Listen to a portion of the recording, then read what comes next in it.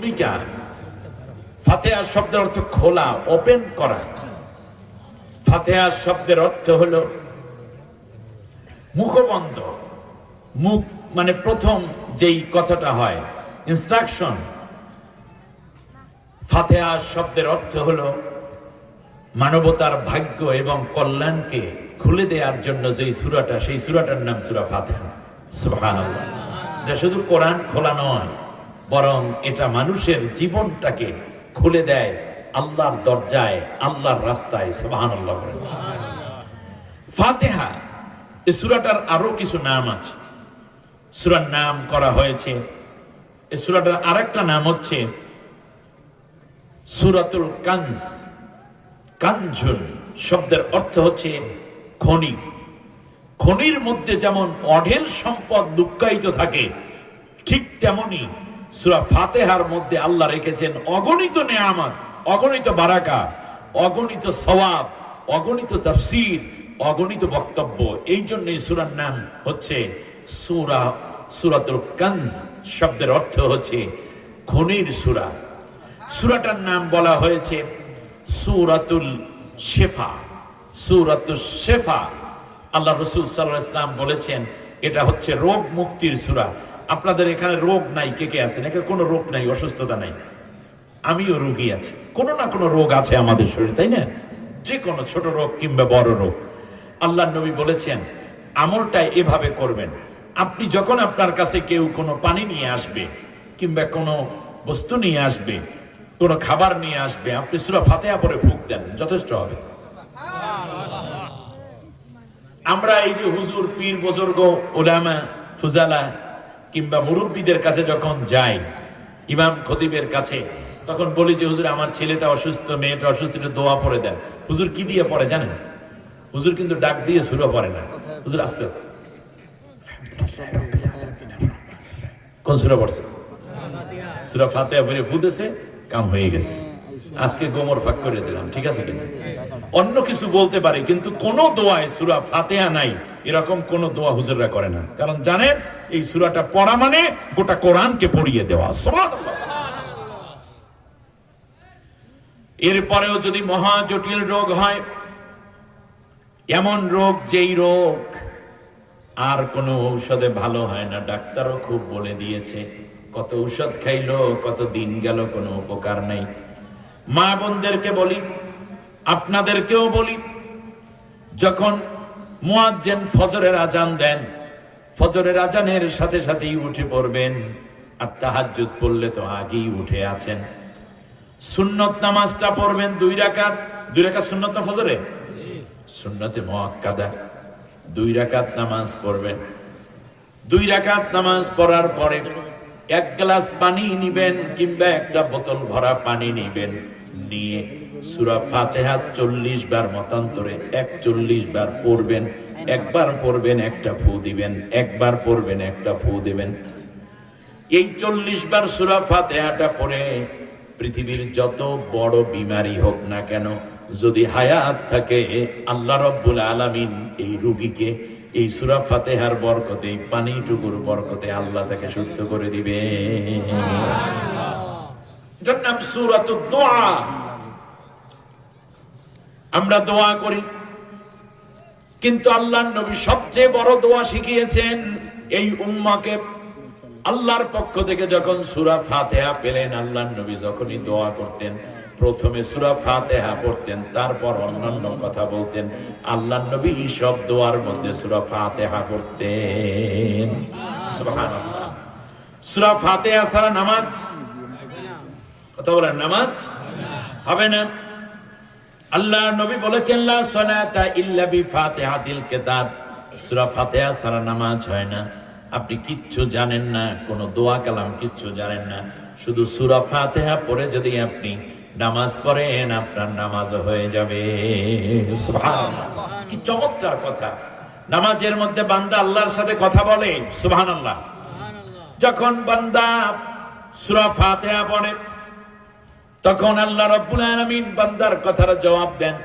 সূরা ফাতিহার মধ্যে 7টা আয়াত, অর্ধেক নিয়েছেন আল্লাহ রাব্বুল আলামিন আর অর্ধেক দিয়েছেন বান্দাকে। আল্লাহ রব্বুল আলামিনের অর্ধেক আর বান্দার অর্ধেক। এই জন্য সূরা ফাতিহা ইয়্যাকা না'বুদু পর্যন্ত বান্দার আল্লাহ রব্বুল আলামিনের প্রশংসা করে দিয়েছেন, আর ইয়্যাকা নাস্তাইন থেকে ওয়ালা দাল্লিন পর্যন্ত বান্দার কথা নিজে চায়। সুবহানাল্লাহ। আল্লাহর নবী বলেছেন সূরা ফাতিহা যখন কোন বান্দা পড়ে, আমরা তো খুব তাড়াতাড়ি পড়ে আলহামদুলিল্লাহ রাব্বিল আলামিন আর রহমানির রহিম মালিকিদ দ্বাল্লিন।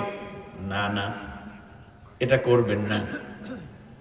আল্লাহর রাসূল সাল্লাল্লাহু আলাইহি ওয়াসাল্লাম যখন সূরা ফাতিহা পড়তেন আলহামদুলিল্লাহি রাব্বিল আলামিন, এইটুকু বলতে যতটুকু সময় লাগে আল্লাহর নবী ঠিক ততক্ষণ চুপ থাকতেন।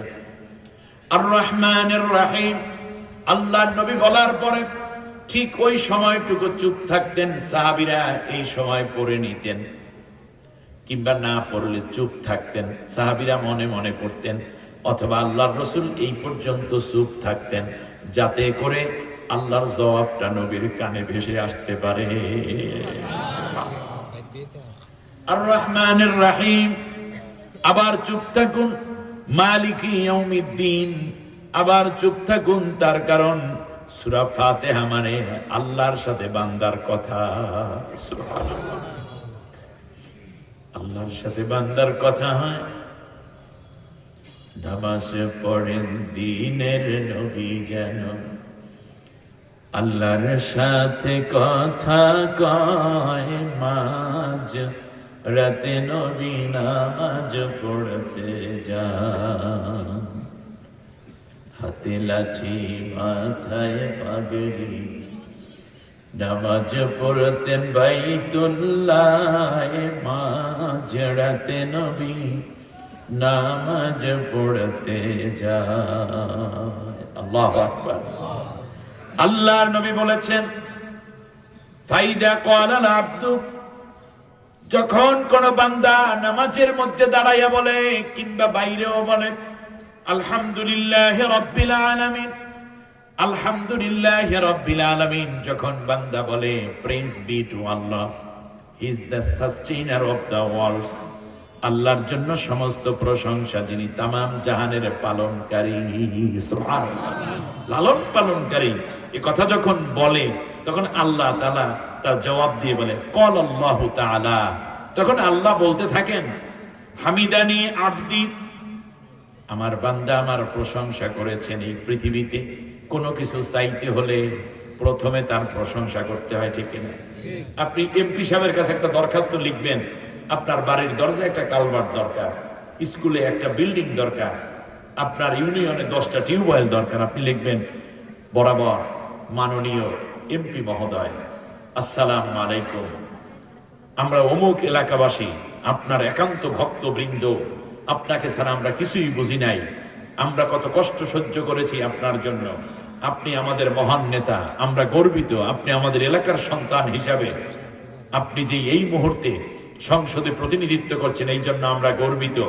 আপনার সৎ নেতৃত্বের সাথে সাথে আমাদের উন্নয়ন হোক, যেন বাংলাদেশের অন্যান্য এমপিরাও অনুসরণ করতে পারে, সেই রকম নেতৃত্ব আমরা পেয়েছি বিদায় আমরা নিজেদেরকেও ধন্য মনে করছি। সব পাম্পট্টি প্রথমে দিতে হয়, ঠিক কিনা বলেন? প্রশংসা করতে হয়। এই প্রশংসা আল্লাহ পছন্দ করেন। সুবহানাল্লাহ বলেন। হ্যাঁ, আল্লাহ তাআলা প্রশংসা পছন্দ করেন না? আলহামদুলিল্লাহ, সূরা ফাতিহার প্রথম শব্দ কি? আলহামদুলিল্লাহ। মানুষের প্রত্যেকটা জীবনের প্রতিটা প্রহরের প্রথম শব্দ আলহামদুলিল্লাহ। দিনের শুরুতে আমরা যখন উঠি তখন আমরা কি পড়ি, কিভাবে পড়েন? আলহামদুলিল্লাহিল্লাযী আহইয়ানা বা'দা মা আমাতানা ওয়া ইলাইহিন নুশুর। পড়েন কিনা? তা কি বললেন? আল্লাহ, যিনি সমস্ত প্রশংসা আল্লাহর জন্য, যিনি আমাকে মৃত্যু থেকে জীবন্ত করেছেন এবং একদিন তার কাছেই ফিরে যেতে হবে। তাহলে বান্দা, আমাদের দেশে মানুষ যে জন্ম দিবস কিংবা জন্মবার্ষিকী পালন করে, আরে মানুষের তো প্রত্যেক দিনই জন্মবার্ষিকী। আমি তো মরা ছিলাম, মৃত্যু থেকে আমার আল্লাহ আমাকে রাতে মৃত্যু ছিলাম আমি, তারপর আল্লাহ আমাকে জীবিত করেছেন। আমার প্রত্যেক দিনই জন্মবার্ষিকী, ঠিক জন্মদিন, ঠিক না? আমার প্রত্যেক দিনই কি জন্মদিন। আমরা প্রশংসা করি আল্লাহ রাব্বুল আলামিনের। আল্লাহ সুবহানাহু ওয়া তাআলার জন্য প্রশংসা করতে গিয়ে বলে আলহামদুলিল্লাহি রাব্বিল আলামিন। আল্লাহ রাব্বুল আলামিন বললেন, বান্দা তুই আমার প্রশংসা করো। দুনিয়ায় ভাত খেয়ে কোনো খাবার খেয়েও আমরা কি পড়ি? আলহামদুলিল্লাহিল্লাযী আত'আমানা ওয়া সাকানা ওয়া জাআলানা মিনাল মুসলিমিন। এরপরে আমরা আবার চলে যাই কোথায়? জান্নাতের মধ্যে বান্দা আলহামদুলিল্লাহ পড়বে, তাহিয়াতুহুম ফিহা সালামুন ওয়া আখিরু দাওয়াহুম আনিল হামদুলিল্লাহি রাব্বিল আলামিন। সুবহানাল্লাহ পড়েন। লা ইয়াসমাউনা ফিহা লাগওয়ান ওয়ালা তা'সীমান ইল্লা কিলান সালামান সালামা। আল্লাহ রাব্বুল আলামিন বলেন, জান্নাতের মধ্যে শুধু সালাম শুনতে পাবে। হুর গেলেমান আর ফেরেশতারা জান্নাতীদেরকে সালাম দিবে, সালাম দিবে। আর শেষবারে খুশি হয়ে আমার বান্দা বলবে আলহামদুলিল্লাহি রাব্বিল আলামিন। শুধু নামাজের মধ্যে আলহামদুলিল্লাহ না, কোন নিয়ামত পেয়ে আমরা কি বলবো? আলহামদুলিল্লাহ বলে শুকরিয়া আদায় করব। আমার আল্লাহ বলেন, লা ইন শাকারতুম লা আযীদান্নাকুম ওয়া লা ইন কাফারতুম ইন্না আযাবি লাশাদীদ। মনে রাখবা, যদি নিয়ামত পেয়ে শুকরিয়া আদায় করো তাহলে নিয়ামত আরো বাড়াইয়া দেব, আর যদি অস্বীকার করো তাহলে আমি কঠিন শাস্তি দেব। তাহলে আমরা নিয়ামত পেয়ে কি বলবো বলেন তো? আলহামদুলিল্লাহ। এবার আল্লাহ রাব্বুল আলামিন বলেন, যখন কোন বান্দা আলহামদুলিল্লাহ পড়ে, যখন কোন বান্দি আলহামদুলিল্লাহ বলে, তখন আল্লাহ ডাক দিয়া বলে, আমার আল্লাহ আমার বান্দা আমার প্রশংসা করেছে। হামিদানি আব্দি, আমার বান্দা আমার প্রশংসা করেছে। যখন বান্দা বলে আর রহমানির রহিম, ক্বাল আল্লাহু তাআলা আসনা আলাইয়া আব্দি, আমার বান্দা আমার প্রশংসার পাশাপাশি আমার গুণগান গেয়েছে। সুবহানাল্লাহ পড়েন। তাহলে বান্দা বলে আলহামদুলিল্লাহি রাব্বিল আলামিন, আল্লাহ বলেন হামিদানি আব্দি। কাদের সাথে বলে? ফেরেশতাদের সাথে। সুবহানাল্লাহ। আল্লাহ বলেন ফেরেশতাদের সাথে যে আমার বান্দা এইটা বলেছে, আমার বান্দা আমার প্রশংসা করেছে, আমার গুণ কীর্তন গেয়েছে। যখন বান্দা বলে ফাইদা ক্বালা মালিকি ইয়াউমিদ্দিন ক্বালা মাজ্জাদানি আব্দি, যখন বান্দা বলে আল্লাহ তাআলা তুমি হচ্ছ বিচার দিবসের অধিপতি, হিসাব ঘোষণার দিনের অধিপতি, তখন আল্লাহ রাব্বুল আলামিন বলেন আমার বান্দা আমার শ্রেষ্ঠত্ব ঘোষণা করেছে। সুবহানাল্লাহ। কি চমৎকার আল্লাহর সাথে বান্দার কথোপকথন, কি মজার একটা জায়গা। আল্লাহ রাব্বুল আলামিন বলেন, আল্লাহর নবী এরপর আবার বলেন ফাইদা ক্বালা ইয়্যাকা না'বুদু ওয়া ইয়্যাকা নাস্তাঈন ক্বালা হাযা বাইনি ওয়া বাইনা আবদি ওয়া লিআবদি মা সাআল। আল্লাহর নবী বলেন, শোনো, আমার বান্দা বলল আল্লাহ তোমার ইবাদত করি, তোমার কাছেই সাহায্য চাই। আল্লাহ রাব্বুল আলামিন ফেরেশতাদেরকে বলেন, এই জায়গায় আমার বান্দা আর আমার মধ্যে একটা কন্টাক্ট হয়ে রইল। আমার বান্দাকে আমি কি দেব তাই এখন কিন্তু বলবো না। সুবহানাল্লাহ। আমার বান্দাকে কত দেব, কত কিছু দেব এখন বলবো না, ওয়েট করে, এটা তোমাদেরকে জানাবো না আমি যে কি দেব আমার বান্দাদেরকে। সুবহানাল্লাহ করেন। বান্দা এরপর বলে ইহদিনাস সিরাতাল মুস্তাকিম সিরাতাল্লাযীনা আন'আমতা আলাইহিম গায়রিল মাগদুবি আলাইহিম ওয়ালাদ-দাল্লিন। এই কথা যখন বান্দা বলে ক্বালা হাযা লিআবদি ওয়া লিআবদি মা সাআল, আল্লাহ রাব্বুল আলামিন বলেন আমার বান্দা আর আমার মধ্যে যত কথা হলো সব কিছু আমার বান্দাকে দিয়ে আমি ধন্য করে দেব। সুবহানাল্লাহ। সুতরাং আল্লাহ সুবহানাহু ওয়া তাআলার সাথে বান্দার এমন কথোপকথন আমরা যেন নতুন করে সুন্দর করে ধারণ করে রাখতে পারি, সেই জন্য আল্লাহর কাছে কামনা করে আজকের আলোচনা একেবারে মূল কথায় প্রবেশ করছি। আপনারা সূরা ফাতিহা সবাই জানেন তো? আমার সাথে পড়েন। আউযু বিল্লাহি মিনাশ শাইতানির রাজীম। বিসমিল্লাহির রাহমানির রাহিম। বিতাড়িত অভিশপ্ত শয়তানের ওয়াসওয়াসা থেকে আল্লাহর আশ্রয় চাই। পরম করুণাময় অসীম দয়ালু আল্লাহর নামে শুরু করছি। পড়েন আমার সাথে সবাই। আলহামদুলিল্লাহি রাব্বিল আলামিন আর রহমানির রহিম মালিকি ইয়াউমিদ্দিন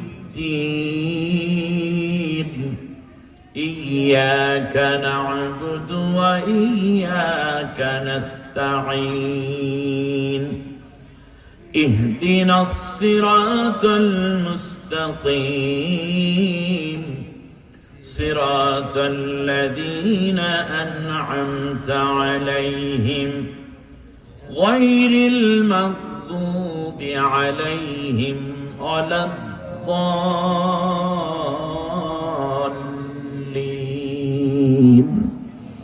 آمين অর্থ হচ্ছে প্রশংসার যাবতীয় দিক ও বিভাগ কেবলমাত্র আল্লাহর জন্যই নিবেদিত, যিনি তামাম জাহানের রব, লালন পালনকারী। তিনি পরম করুণাময়, অতীব মেহেরবান।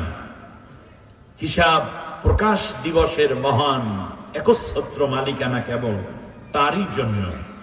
হে আমাদের রব আল্লাহ, আমরা কেবলমাত্র আপনারই ইবাদত করি, শুধুমাত্র আপনারই সাহায্য ভিক্ষা চাই। আমাদেরকে প্রতিষ্ঠিত সরল সঠিক নির্ভুল পথ প্রদর্শন করুন, এমন পথ যে পথ অনুসরণ করার কারণে আপনার নেয়ামতে ধন্য হয়েছে মানুষেরা, সেই পথে আপনি আমাদেরকে পরিচালিত করুন।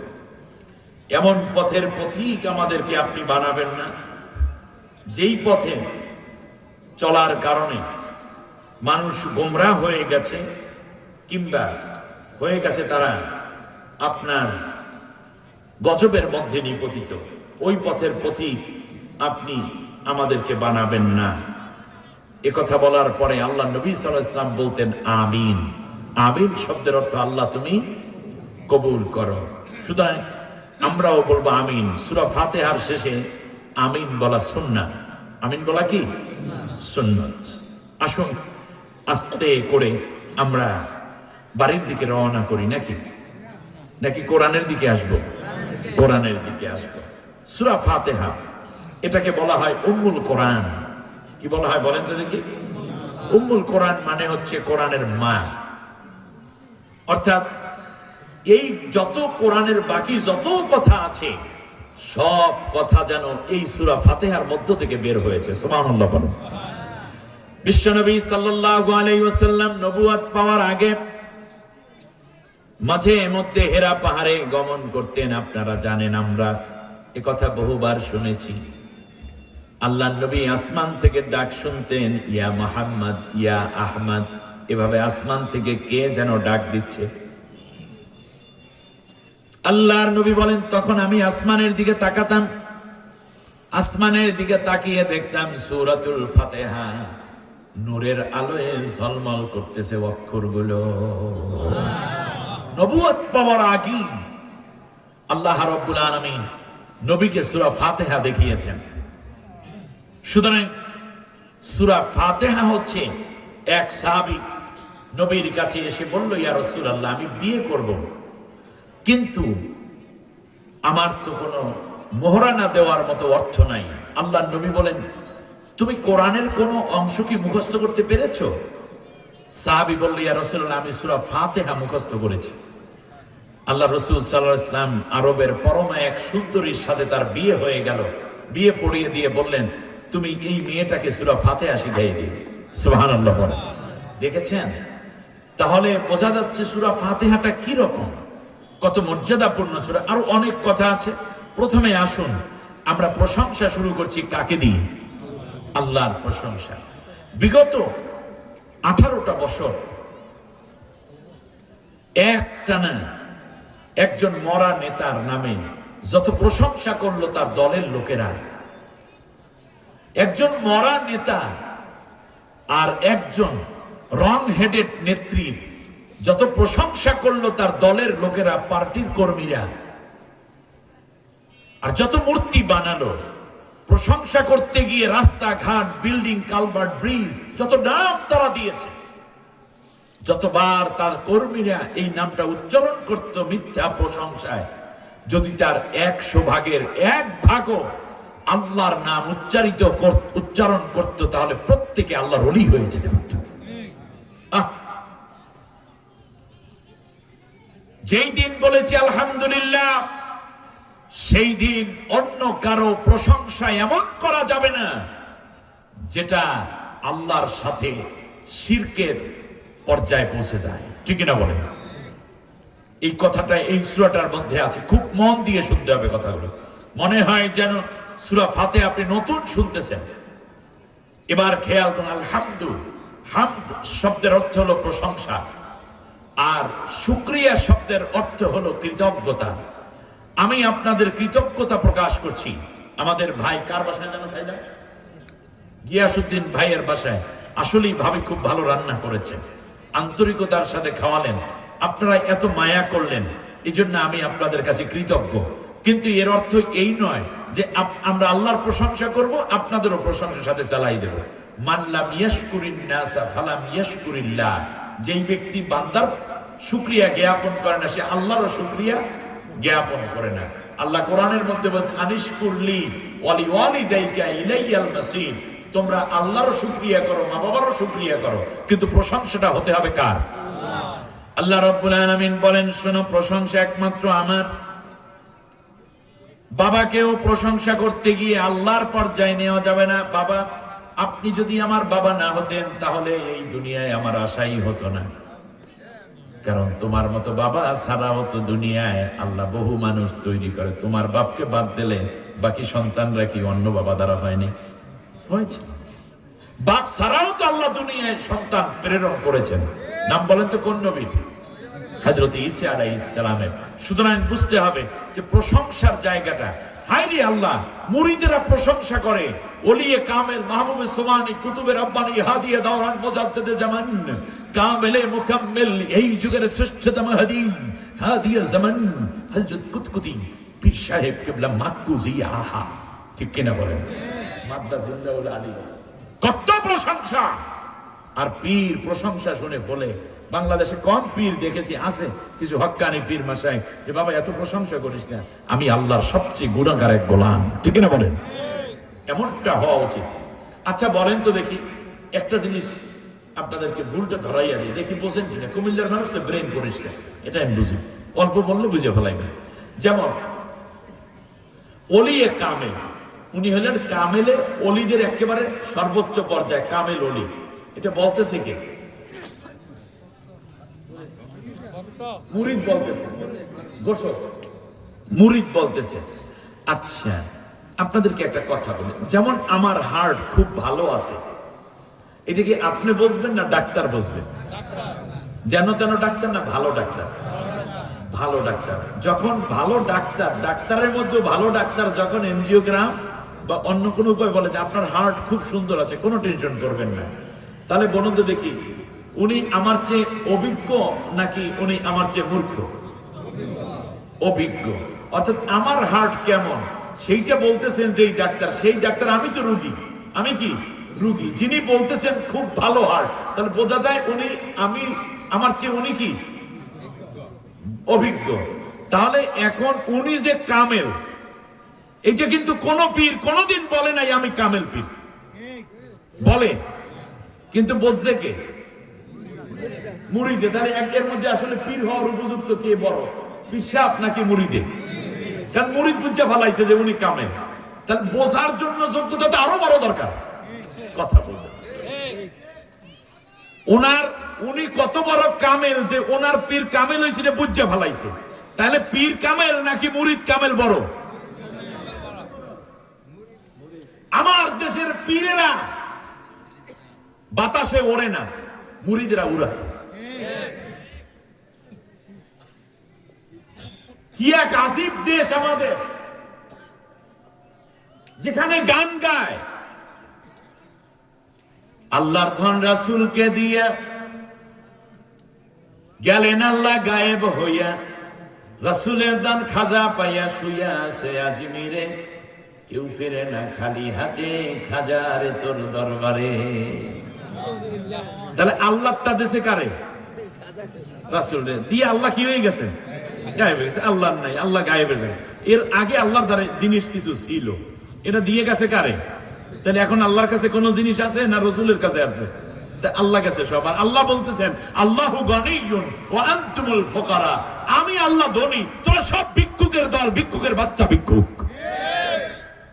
অথচ গানের মধ্যে আসছে কি আল্লাহর দল রসুলকে দিয়ে গেলেন আল্লাহ গায়েবে। আবার রসুলেরটাও রসুল রাখে নাই। সেই রসুলের দল আবু বকর পায় নাই, ওমর পায় নাই, উসমান পায় নাই, আলী পায় নাই, হাসান হুসাইন পায় নাই, ফাতেমা পায় নাই, খাব্বাব খুবাইব বিলাল আরাদ পায় নাই। তা পাইছে কি আবার একেবারে এই আজ থেকে মাত্র 400 বছর আগে খাজা মাইনুদ্দিন চিশতি রহমাতুল্লাহ পেয়ে গেছে, মাঝখানে কেউ পায় নাই।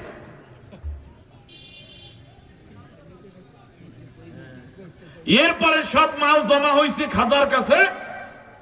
আর এই খাজা মাইনুদ্দিন চিশতি রহমাতুল্লাহর কাছে যাই কিছু পাইলে কেউ আর কোনোদিন খালি ফিরে না। নবীর কাছেও খালি, কারণ ওখানে চাইলে কিছু হয় না। আল্লাহর কাছেও মাল নাই, চাইয়ে কোনো লাভ নাই। এখন যদি কিছু পাইতে যাও খাজার কাছে চলে যাও। এর চেয়ে বড় শিরক, এর চেয়ে বড় আজীব কথা পৃথিবীতে আর কে কইবে? অথচ বাংলার মানুষ তাদের গান শোনার জন্য, এই বক্তাদের ওয়াজ শোনার জন্য দলে দলে গিয়া মারামারি, কিলাকিলি আর গাঞ্জা টানে। ঠিক কিনা? কি আজীব! ইমান আনার জন্য মাহফিল সাজানো ছিল, আজকে মাহফিল গুলো ইমান ধ্বংস করার একটা কারখানায়, আনুষ্ঠানিকতায় পরিণত হয়েছে। অথচ খাজা মাইনুদ্দিন চিশতি রহমাতুল্লাহ আলাইহি নবীর বংশধর, সাহাবীদের সিলসিলায় জীবন জিন্দেগি। তিনি এসে তো পীর হতে চাননি, তিনি ছিলেন বীর। রাজা পৃথ্বীরাজের বিরুদ্ধে 4 লক্ষাধিক সৈন্যের মোকাবেলা করে তিনি এই ভারতে আল্লাহর কোরআনের পতাকা উড্ডীন করেছিলেন। তিনি পীর ছিলেন না, তিনি ছিলেন বীর। মরার পরে তার মাজারটা হিন্দুরা মাজারে পরিণত করে, তারপরে এটাকে সিজদার জায়গায় বানাইয়া কোটি কোটি মুসলমানের ঈমান ধ্বংস করে মুশরিকে পরিণত করার কারখানায় পরিণত করেছে। হিন্দুরা ভারতে মসজিদ ভাঙে, বাবরি মসজিদ ভাঙে, মিনার কুতুব ভাঙার আয়োজন করে, কিন্তু মাইনুদ্দিন চিশতি রহমাতুল্লাহর মাজার ভাঙে না। তার কারণ এটার পেছনে হিন্দু সরকারদের মদদ আছে। এখানে কোন মুসলমান একবার সিজদা করলে সে তার মুসলমান থাকে না, সে মুশরিক হয়ে যায়। এই জন্য এইটা করে লালন করে রাখতেছে।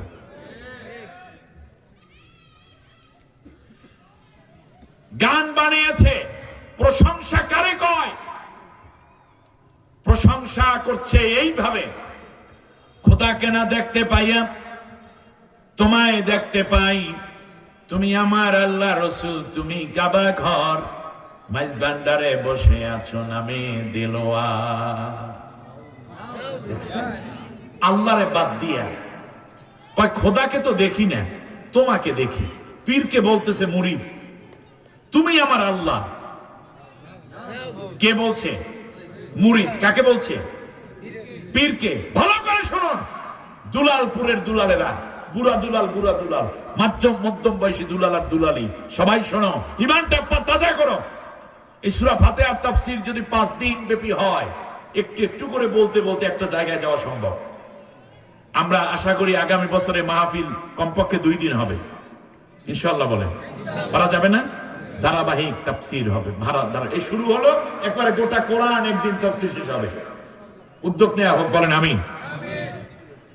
হ্যাঁ, আল্লাহু আকবার। ইনশাআল্লাহ আসবে সেদিন আবার। এবার খেয়াল করুন, বলতেছে খোদাকে না দেখতে পাই আর তোমায় দেখতে পাই, তুমি আমার আল্লাহ, তুমি আমার রসুল, তুমি কাবা ঘর। পীরকে বলতেছে তুমি আল্লাহ, তুমি রসুল, তুমি কাবা ঘর। আপনারা বলেন এরপর কোন মুমিনের ঈমান থাকে?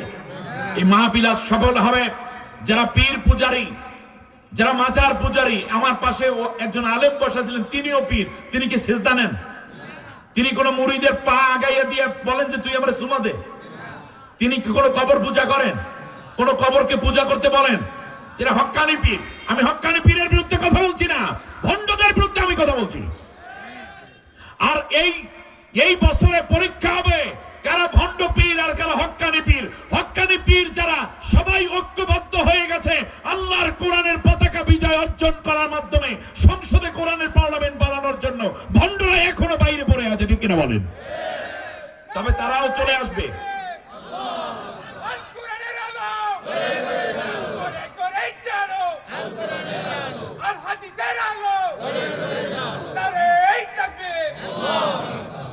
আশা করি সবাই চলে আসবে কোরআনের পথে, বলেন আমিন।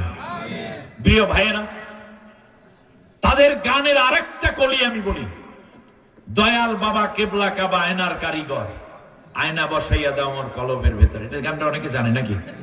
দয়াল বাবা কেবলা কাবা। কেবলা কাবা মানে তুমি কাবারও কেবলা, তুমি শুধু কেবলা না। আমাদের কেবলা কোন দিকে?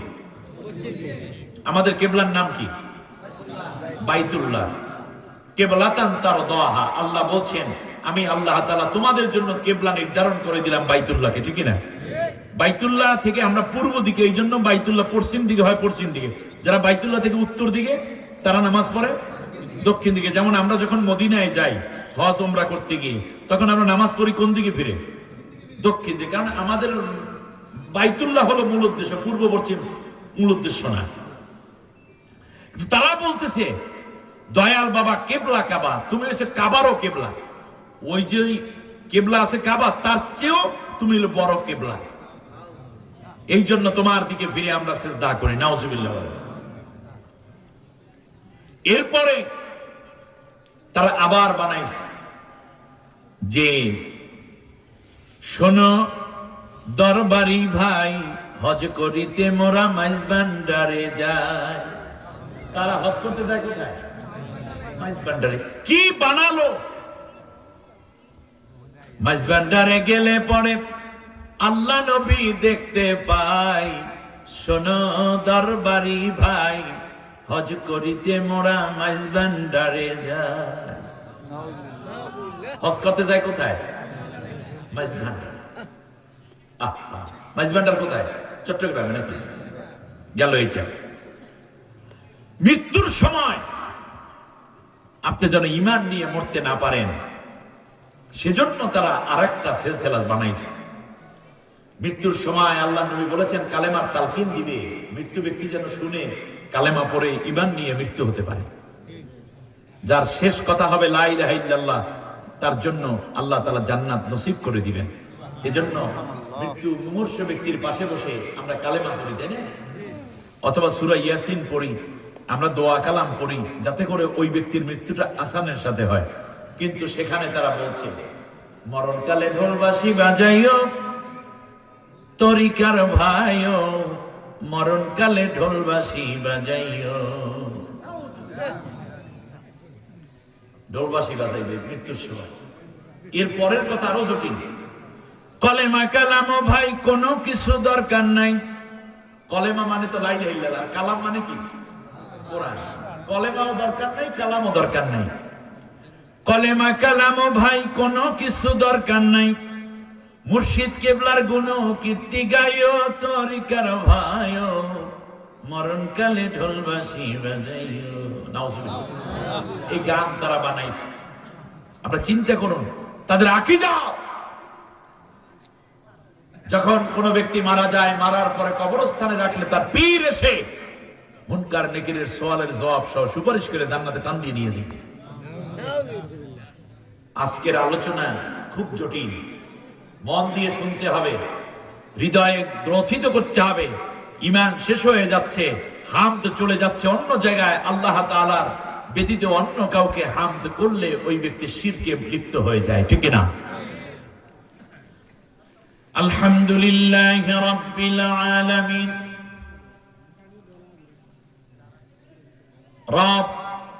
রবের জন্য সমস্ত প্রশংসা, যিনি তামাম জাহানের পানলেওয়ালা আল্লাহ। সুবহানাল্লাহ। লিল্লাহ মানে কি? আল্লাহর জন্য। আলহামদু, এই আলিফ লামটা হচ্ছে ইস্তেগরাকি বলা হয় নাহু সরফের ভাষায়। যত প্রশংসা আছে, এই জন্য আমি অনুবাদে করেছি যাবতীয় সকল প্রশংসা আল্লাহ। যাবতীয় বলার পর আর সকল লাগে না। এরপর আমি মনে হয় বলেছিলাম যাবতীয় প্রশংসা হবে একমাত্র কার জন্য? আলহামদুলিল্লাহ। কেউ যদি একবার বলে আলহামদুলিল্লাহ লিখতে 8টা অক্ষর। কয়টা? আরো জোরে। আল্লাহর নবী বলেছেন, যখন কোনো বান্দা সুখে দুঃখে আনন্দ বেদনায় খেয়ে না খেয়ে যখন কোনো বান্দা বলে আলহামদুলিল্লাহ, সাথে সাথে আল্লাহ খুশি হইয়া ওই বান্দার জন্য 8 প্রকার জান্নাত। জান্নাত কয় প্রকার? আলহামদুলিল্লাহ লিখতে অক্ষর কয়টা? 8টা। যত জান্নাত আছে 8 প্রকার।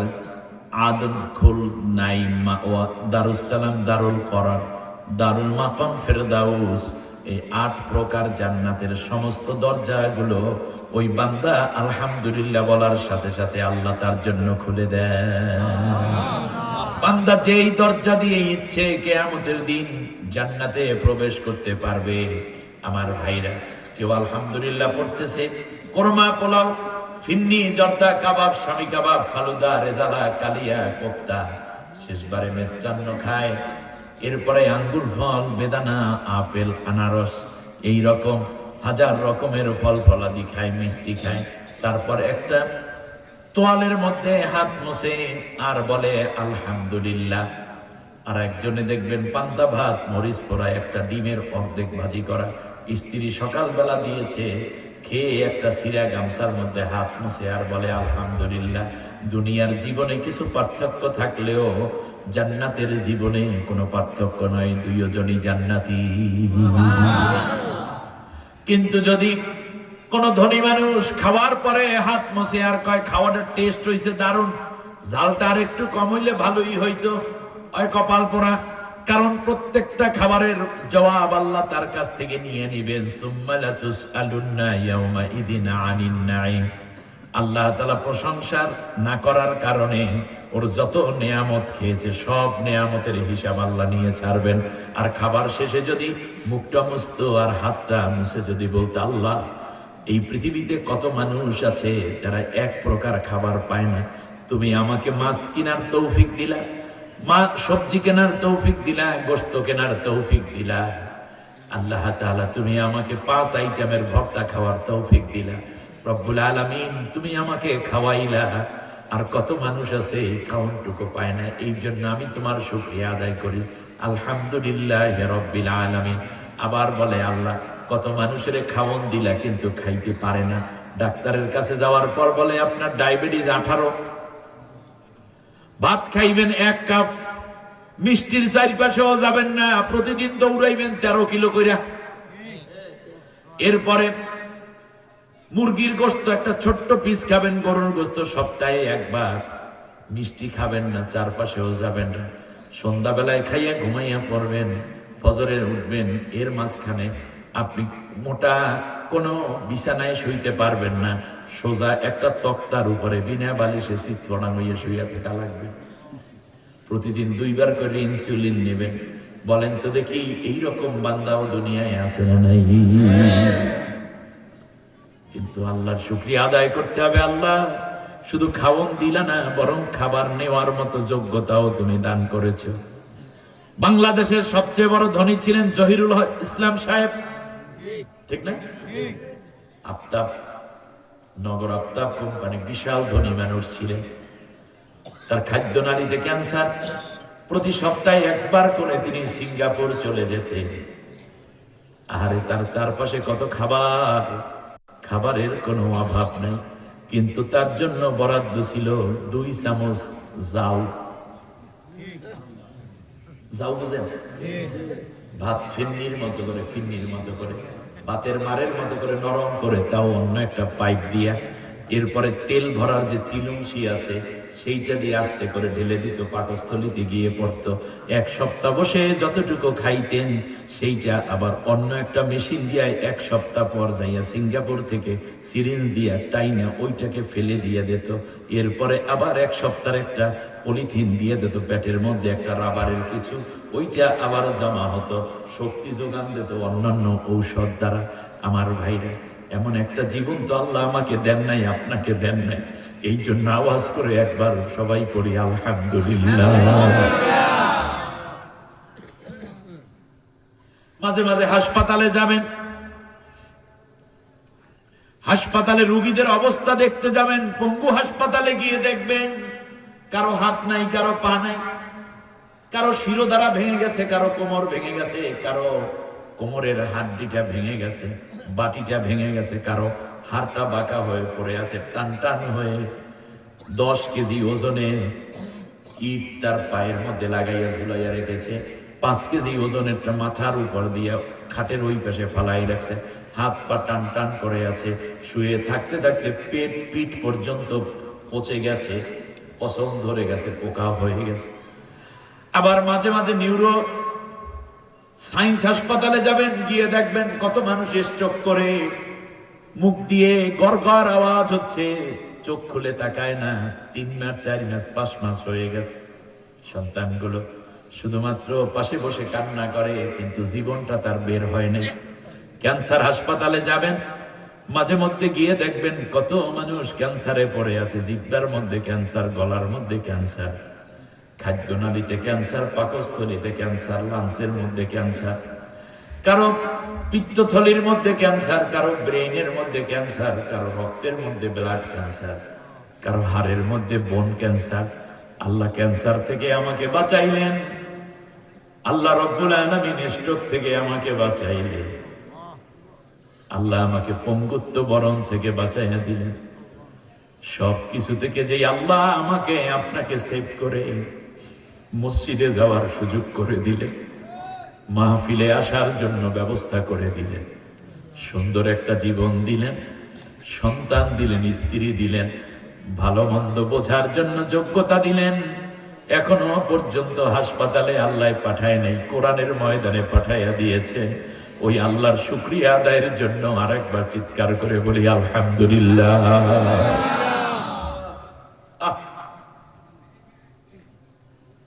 আলহামদুলিল্লাহ তামলাউল মিজান। আল্লাহর নবী বলেন, যখন কোন বান্দা আমার নেয়ামত পাইয়া কয় আলহামদুলিল্লাহ,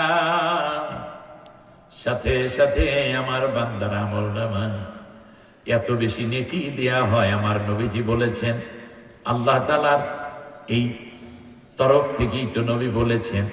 আল্লাহর নবী বলেন, যখন কোন বান্দা মন থেকে বলে আলহামদুলিল্লাহ, সাথে সাথে মিজানের পাল্লাটা ভারী হইয়া যায়, নেকের পাল্লা নিচের দিকে নেমে আসে, বদের পাল্লা হালকা হয়ে যায়। বলি আলহামদুলিল্লাহ। কত শুকরিয়া আদায় করব। এখনো আমি অক্সিজেন নিচ্ছি, এই মুহূর্তে কত মানুষকে কৃত্রিম অক্সিজেন দিয়ে রাখা হচ্ছে, অথচ আমি বুক ভরা অক্সিজেন নিচ্ছি। হযরতে মুসা আলাইহিস সালামের সময় মুসা পয়গম্বর আল্লাহর সাথে কথা বলতে যাচ্ছেন। কার সাথে? মুসা আলাইহিস সালাম আল্লাহর সাথে কথা বলতেন। আপনারা জানেন কিনা? মুসা তাকলিমা, আল্লাহ তাআলার সাথে তাকে বলাই হয় কালিমুল্লাহ, আল্লাহর সাথে তিনি কথা বলতেন। মুসা পয়গম্বর আল্লাহর সাথে কথা বলতে চান। পথিমধ্যে দুইটা প্রজাতির সাথে, দুই জাতের সাথে দেখা হয়ে গেল। প্রথমে দেখা হয়ে গেছে একদল হাঁসের সাথে। ইসরায়েলি রিওয়ায়েত, মরু অঞ্চল, পানি না হলে প্রাণী বাঁচানো মুশকিল। 2 মাস পর্যন্ত কোনো বৃষ্টি নাই। হাঁসগুলা ডাক দিয়ে বলতেছে, মুসা পয়গম্বর,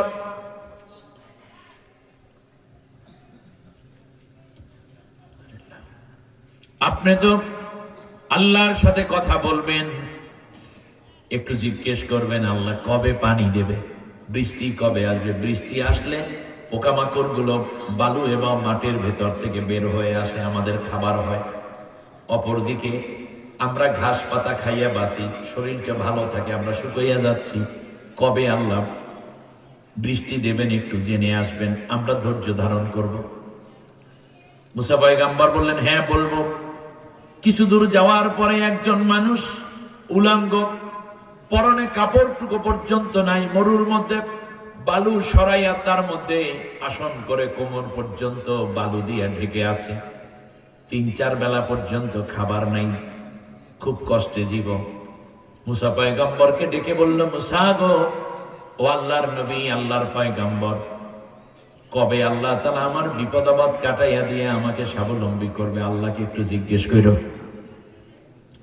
মুসা আলাইহিস সালাম আল্লাহর সাথে কথা বলে জিজ্ঞেস করেন, আল্লাহ তুমি তো জানো হাসের দল আমাকে জিজ্ঞেস করেছে, আবার এই বস্ত্রহীন ব্যক্তি আমাকে জিজ্ঞেস করেছে।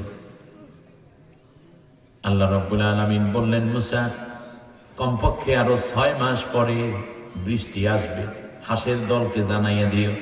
আর যেই ব্যক্তি কাপড় নাই পরনে, গায়ে জামা নাই, বালু দিয়ে ঢেকে তার লজ্জা নিবারণ করেছে, ওই ব্যক্তিকে বইল সে যেন আমি আল্লাহর শুকরিয়া আদায় করে। কি করবে? শুকরিয়া আদায় করবে। প্রথমে দেখা হয়ে গেছে ওই কার সাথে, শেষে যে সে প্রথমে দেখা হবে এখন ফেরার পথে। মুসা পয়গাম্বর যাচ্ছেন, পেছন থেকে ডাক দেয় আল্লাহর পয়গাম্বর, মুসা একটু দাঁড়াও, আমার কথা কি আল্লাহকে জিজ্ঞেস করেছিলে, আমার দুঃখের কথা কি আল্লাহকে বলছো? মুসা পয়গাম্বর বললেন, আল্লাহ রাব্বুল আলামিন বলেছেন তুমি যেন আল্লাহর শুকরিয়া আদায় করো। লোকটা একটু রাগান্বিত হয়ে মন খারাপ করে বলল, পেটে নাই খাবার, পরনে নাই কাপড়, এই অবস্থায় কিসের শুকরিয়া আদায় করব? এ কথা বলার সাথে সাথে বাতাস এসে বালুগুলো উড়িয়ে নিয়ে গেছে। বালুটাও কার? তুমি যেই পেটে ক্ষুধার্ত, ওই পেটটা বানাইয়া দিয়েছেন কে? যেই জবান দিয়া আল্লাহর কাছে নালিশ করতে বললাম, জানতে চাইলা সেই জবানটাও কে দিয়েছে?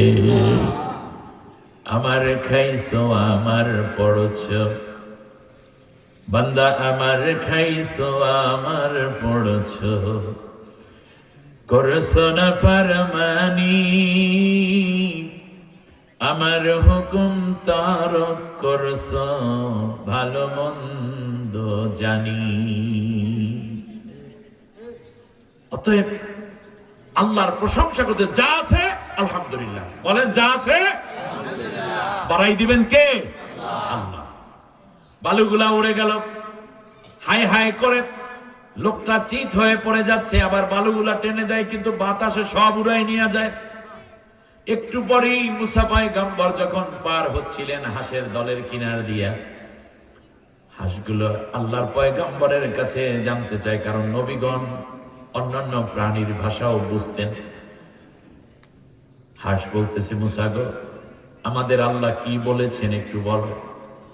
হযরতে মুসা আলাইহিস সালাম বললেন, আর 6 মাস পর তোমাদের জন্য আল্লাহ তাআলা বৃষ্টি নাজিল করবেন, ধৈর্য ধারণ করতে বলেছেন। হাঁসগুলো তাদের মুখটা খুলে দুইটা ঠোঁট নাড়াইয়া বলে, আলহামদুলিল্লাহ, আমার আল্লাহর জন্য প্রশংসা হোক না। 6 মাস পর আমার আল্লাহ খুশি হইয়া যদি 6 মাস পরেও পানি দেয়, সেটাই আমাদের জন্য যথেষ্ট।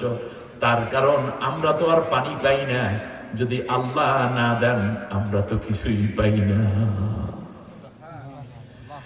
হযরতে মুসা আলাইহিস সালাম দেখলেন হাঁসগুলো ঠোঁট উঁচু করে আলহামদুলিল্লাহ বলবে, ঠোঁট দুইটা একত্র করার আগ মুহূর্তে ঘন কালো মেঘ আকাশে জমা হয়েছে। মুসা পয়গম্বর হাঁসের পাল থেকে কিছু দূর যেতে না যেতে প্রচুর বৃষ্টিতে মরুভূমি ভিজে যাচ্ছে। মুসা পয়গম্বর আল্লাহকে জিজ্ঞেস করলেন, আল্লাহ ও আমার মালিক, তুমি না বলছো 6 মাস পরে বৃষ্টি দেবা? আল্লাহ রাব্বুল আলামিন বলেন, আমি আল্লাহ কুন ফায়াকুনের মালিক বলছিলাম 6 মাস পরে, কিন্তু আমার হাঁসগুলো যেইভাবে আমার প্রতি কৃতজ্ঞতা প্রকাশ করলো, যেভাবে তারা আমাকে শুকরিয়া জ্ঞাপন করলো, আমি আল্লাহ ওদের উপর খুশি হইয়া এখনই আমি আল্লাহ সুবহানাহু ওয়া তাআলা পানি দিলাম, ওদের জন্য আমি আল্লাহ বৃষ্টি নাজিল করে দিলাম। সুবহানাল্লাহ, সুবহানাল্লাহ। সুতরাং প্রশংসা করা, এটা বড় মন না হলে প্রশংসা করা যায় না। মানুষের কৃতজ্ঞতাও আদায় করা যায় না যদি সে বড় মনের না হয়। যারা ক্ষুদ্র মনের অধিকারী তারা ভালো কাজেরও প্রশংসা করতে পারে না। এক লোক আমাদের এলাকার বাস্তব ওয়াজ করি, শোনেন, নাম ছিল তার আসগর আলী, বিয়া করছে 3 খান, খায় ভিক্ষা করে। তো খুব তার হলো অভ্যাস হলো, সে খুব বেশি মানে তাড়াহুড়ো করে, খুব তাড়াহুড়ো, ধৈর্য নাই মোটেও, কিন্তু এক টাকরা যুবকের মতো। বয়স হয়ে গেছিল তার তখন প্রায় 60-65 বছর, কিন্তু পৌষ মাস মাঘ মাস নাই, গায়ে একটা কিচ্ছু পরতো না, শুধুমাত্র একটা লুঙ্গি পরতো আর বড় একটা এই যে মাছ ধরে না এইরকম একটা খারই, আমাদের এলাকায় বলে, আপনাদের কি বলে মাছ ধরে যে রাখে ডুলা, ইয়েস, এই ডুলা এইরকম একটা বানাই দিছে, এইটার মধ্যে হাত ঢুকাইয়া তারপর যায় বাড়িতে গিয়ে, কামদের মধ্যে একটা গামছা, এত শক্তিশালী মানুষ, গোসল করতো শীতের দিনে সমানে, মানুষটা ছিল কালো, তেল ফোটা দিলে বাইয়া পড়তো, দেখতে এখন আমার চোখের সামনে দেখতেছি তারে, তখন আমার বয়স বেশি না, মনে হয় 4-5 মতো পড়ি মনে হয়।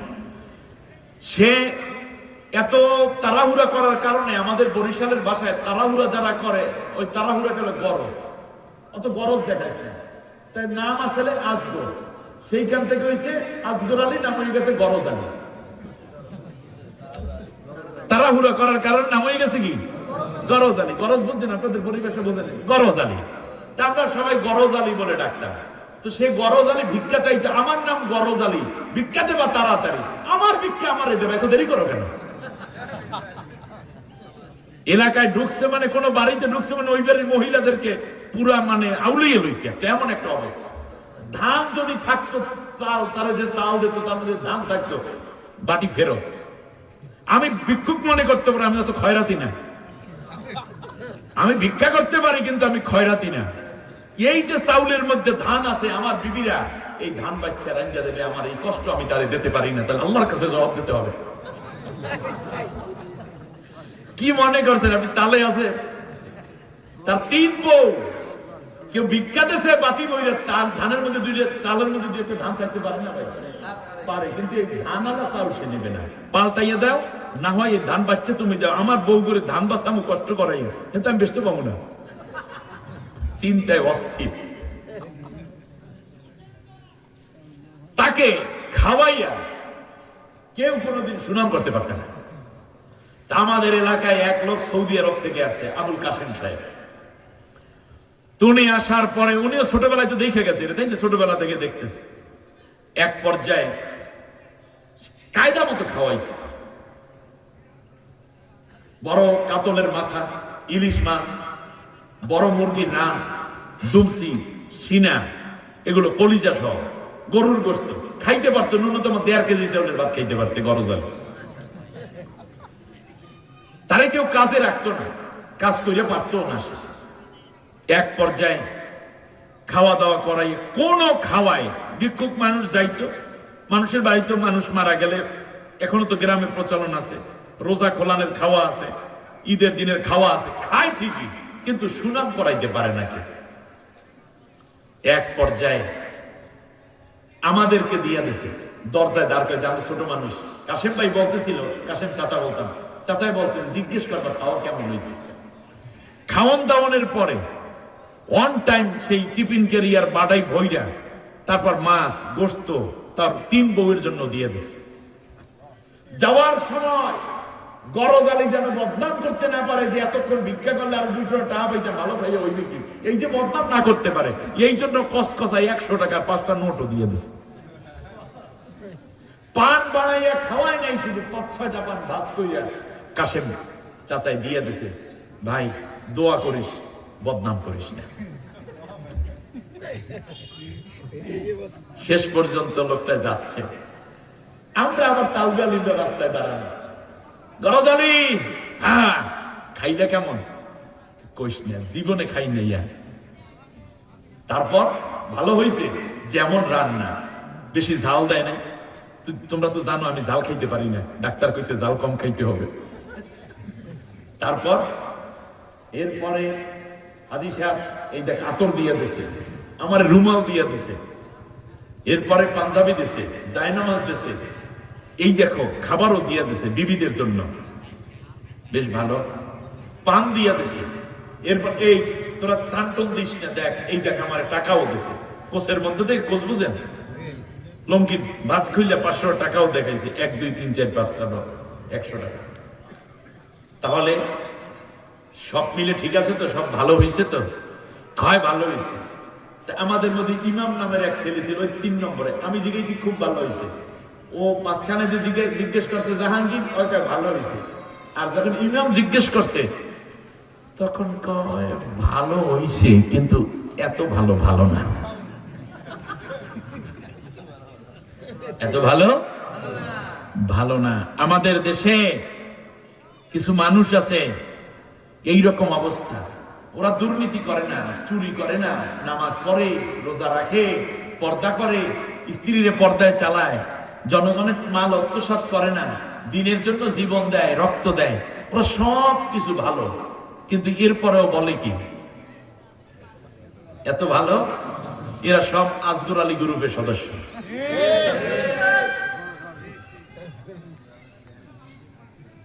যেটা ভালো সেটা বলতে হবে।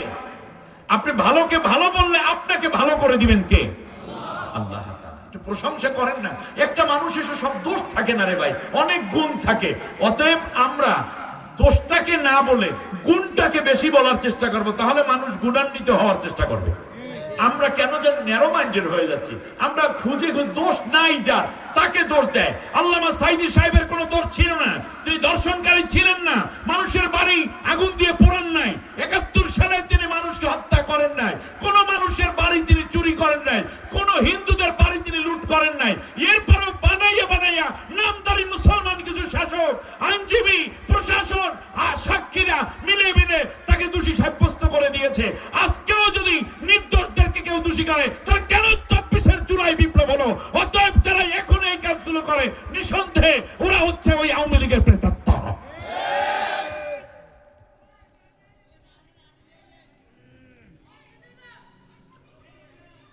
অনেক কাজ এক এক করে আওয়ামী লীগের জালেমদের দিকে ফিরে যাচ্ছে, এরাও তার মধ্যে বর্তমানে শুনতে পাচ্ছি মাহফিলের সিজনে নির্বাচনকে অজুহাত করে মাহফিলগুলো বন্ধ করতে হবে, অথবা প্রস্তাব করা হয়েছে থানার অনুমতি নিয়ে করা লাগবে। এটা তো আওয়ামী লীগের দুঃশাসনের কাজ, ঠিক না বলেন? মাহফিল করার জন্য অনুমতি লাগবে, এটা বাংলাদেশে যদি করা হয়, তাহলে মনে রাখতে হবে প্রশাসন, বর্তমান অন্তর্বর্তীকালীন সরকারের নেপথ্যে যারা আছে, উলামায়ে কেরাম, আপনি মাহফিল বন্ধ করার ষড়যন্ত্র করবেন না প্লিজ, তাহলে আল্লাহর রহমত উঠে যাবে।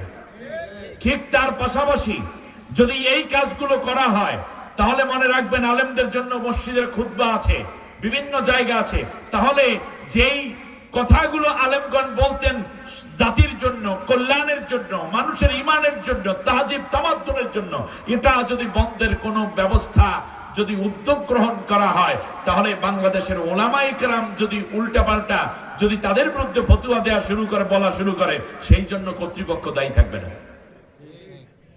আলেমদের মুখ বন্ধ করতে যাইয়েন না, কারণ আলেমগণ সবাইকে ভালোবাসেন। আলেমগণ আছে বলেই মানুষ এতটুকুন ভালো আছে, এতটুকুন ভালো থাকার নেপথ্যে কাজ করছে পীর বা শায়েখ, তাবলীগ, উলামা, বক্তা এবং মসজিদের খতিব সাহেবান, ঠিক কিনা বলেন? আমাদের দেশে যেই ছেলেটি মদ খায় না, উনি কি সরকারের ভয়ে খায় না, পুলিশের ভয়ে খায় না, নাকি আল্লাহর ভয়ে খায় না? আল্লাহর ভয়টা তারা শিখিয়েছে কে? আলেম ওলামা। আশা করি এইরকম ভুল আমাদের অন্তর্বর্তীকালীন সরকার করবেন না, ইনশাআল্লাহ। আলহামদুলিল্লাহ বলেন, আলহামদুলিল্লাহি রাব্বিল আলামিন। রব কাকে বলে? আলম শব্দ এক বচন। আলম, পৃথিবীটা একটা আলম, সূর্য একটা আলম, চন্দ্র একটা আলম, পৃথিবী, মঙ্গল, বৃহস্পতি, শনি, ইউরেনাস, নেপচুন, প্লুটো, বুধ, শুক্র, ভালকান, এগুলো একটা আলম। শুধু তাই না, আসমান একটা আলম,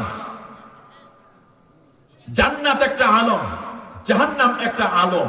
সব আলমকে এক জায়গায় করলে যা হয়, বহু বচন হইল আলামিন। আমার ভাইয়েরা খেয়াল করুন, বিশ্বনবী সাল্লাল্লাহু আলাইহি ওয়াসাল্লাম মেরাজের রাতে সিদরাতুল মুনতাহায় যখন গেলেন, তখন তিনি দেখতে পেলেন লক্ষ লক্ষ নয়, crore crore, million billion trillion উট যাচ্ছে, প্রত্যেকের পিঠের মধ্যে একটা করে বাক্স। জিবরিল আলাইহিস সালামকে জিজ্ঞেস করলেন, জিবরাইল বলো দেখি এইগুলো কি? বলল যে ইয়া রাসূলুল্লাহ, এই উটগুলো যাচ্ছে। বলে কোত্থেকে শুরু হয়েছে? বলে কোথা থেকে শুরু আর কোথায় যায় আমি জানি না, আমি শুধু আল্লাহকে একদিন জিজ্ঞেস করেছিলাম, আল্লাহ এই উটগুলো কি? বললে এক একটা জগৎ, এক একটা উটের পিঠে বহন করে উটগুলো যাচ্ছে। এই জগৎ মানে পৃথিবী বহন করছে না, পৃথিবীর মানচিত্রটা বহন করছে হয়তো, অথবা পৃথিবীর মেমোরিটা সে বহন করে যাচ্ছে। আল্লাহর নবী জিজ্ঞেস করেন এটা কতগুলো হবে? বললে ইয়া রাসূলুল্লাহ, আল্লাহ রাব্বুল আলামিন আমাকে 500টা ডানা দিয়েছেন। কত? 500 ডানা দিয়েছেন। আমি 2টা ডানায় যদি ভর করি মাশরিক থেকে মাগরিব পর্যন্ত, পৃথিবীর সূর্য উদয় স্থল থেকে অস্ত স্থল পর্যন্ত যেতে চোখের পলকে চলে যায়। আমি একবার 500টা ডানায় পুরা ভর দিয়েছিলাম এর মাথা এবং শুরুটা দেখার জন্য। আমি ওখানে গিয়েও দেখেছি এখনো পর্যন্ত কত বাকি আছে তার শেষ নাই। আমি যতই পাখা ঝাপটাই মনে হচ্ছে তার চেয়েও আরো বেশি বেড়ে যাচ্ছে লাইন। আমি শুরু থেকে নিয়ে দেখতেছি এই রকম পৃথিবীটা, এই রকম জগৎ বহন করতেছে। প্রাণী জগৎ আছে, সৌর জগৎ আছে, আছে এর মধ্যে বৃক্ষ জগৎ আছে, পানি সম্পদ জগৎ আছে, কীট পতঙ্গ জগৎ আছে। আল্লাহ রব্বুল আলামিনের প্রশংসা করি যখন, তখন আমরা পুরোপুরি বলি আলহামদুলিল্লাহি রাব্বিল। যত জগৎ আছে সব জগতের স্রষ্টা কে? আল্লাহ রাব্বুল আলামিন। ঠিক এই কোরআনকে নাজিল করে বললেন, ও আমার বান্দা বান্দিরা, তোমরা এই কোরআনটা যখন পড়বে তখন শুধুমাত্র দুনিয়া সম্বন্ধে তোমাদের জ্ঞান হবে না, বরং সমস্ত জগৎ সম্বন্ধে তোমরা জানতে পারবে। ইন্নুহু ইল্লা যিকরুল লিল আলামিন। সুবহানাল্লাহ। এটা সমগ্র জগৎকে জানার জন্য, সেটা সৌর জগৎ হোক, নৃজগৎ হোক, ভূতত্ত্ব হোক, সেটা তোমার জীবন জগৎ হোক, প্রাণী জগৎ হোক, সেটা জুলজি হোক, বায়োলজি হোক, বোটানি হোক, ভূগোল হোক, যা আছে সব যদি জানতে চাও তাহলে এই কোরআনের মধ্যে আমি আল্লাহ রব্বুল আলামিন তোমার সব জগৎ সম্বন্ধে জ্ঞান দিয়ে ভরপুর করে দিয়েছি। আল্লাহ রব্বুল আলামিন এবার আবার বললেন, নবী তোমাকে আমি আল্লাহ প্রেরণ করেছি এমন একজন সত্তা হিসাবে।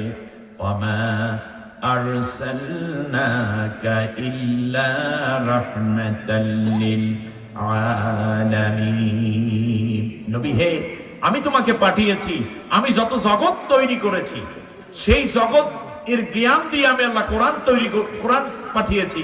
আর যত জগৎ আছে সব জগতের জন্য তুমি হচ্ছে রহমত। তাহলে রব্বুল আলামিন, যিকরুল লিল আলামিন, রহমাতুল লিল আলামিন। রব, রব কারে কয়? রব শব্দের 7টা অর্থ। কয়টা?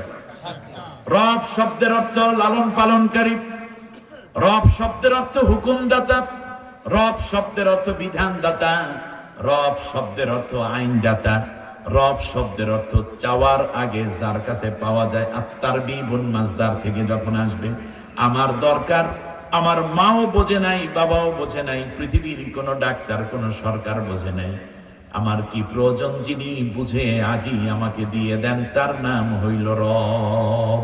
সুবহানাল্লাহ। তার নাম কি? রব। আল্লাহ রাব্বুল আলামিনের জন্য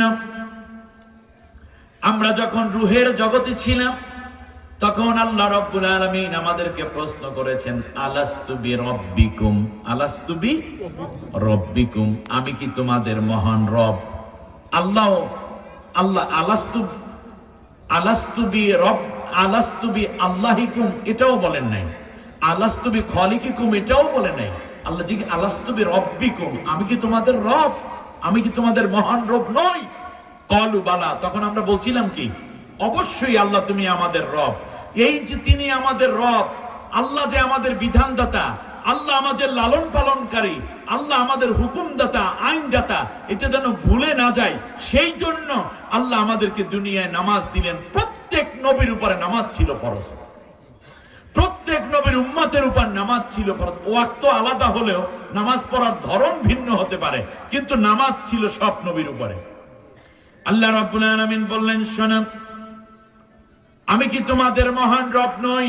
এই জন্য আমরা প্রতি রাকাতে কমপক্ষে 11 বার করে রব শব্দটা উচ্চারণ করি, যেন ওই যে কলু বালা, হ্যাঁ আল্লাহ আপনি আমাদের রব, এইটা যেন স্বীকৃতি দিতে পারি, এই জন্য নামাজের মধ্যে আল্লাহু আকবার বলার পরে প্রথমেই বলি আলহামদুলিল্লাহি রাব্বিল। এখানে রব কে? আল্লাহ। সুবহানা রাব্বিয়াল আযীম কয়বার? 3 বার বলি। একান্ত জরুরি হলে একবার, খুব তাড়াহুড়া হলে কমপক্ষে রব বলি। সামি আল্লাহু লিমান হামিদা বলার পরে আমরা বলি রব্বানা লাকাল হামদ, রব বলি, ঠিক কিনা? এরপরে আবার আমরা বলি সুবহানা রাব্বিয়াল আ'লা, বলি কিনা? সিজদার মধ্যে 2 বার 6 বার, 3 6 বার কমপক্ষে, অর্থাৎ মোট 11 বার আমরা প্রত্যেক রাকাতে সবচেয়ে বেশি যেই শব্দটা উচ্চারণ করি তার নাম রব, ঠিক না? এবারে আমাকে আপনাকে যখন জানাজা করে নিয়ে যাওয়া হয় কবরের দিকে, তখন আমরা বলি আল্লাহু রব্বি, আল্লাহু রব্বি, এই কথা বলি কিনা? এবার কবরের মধ্যে রেখে দেওয়া হলো, যার যার মতো সবাই চলে গেল। বলুন তো দেখি, আমরা যখন কবরের মধ্যে থাকব তখন আমাদেরকে 3টা কোশ্চেন করা হবে। তার প্রথম যেই প্রশ্ন, সেই প্রশ্নটা কি? মান রব্বুকা, আমার রব্বুক, কে তোমার রব? আমার ভাইয়েরা,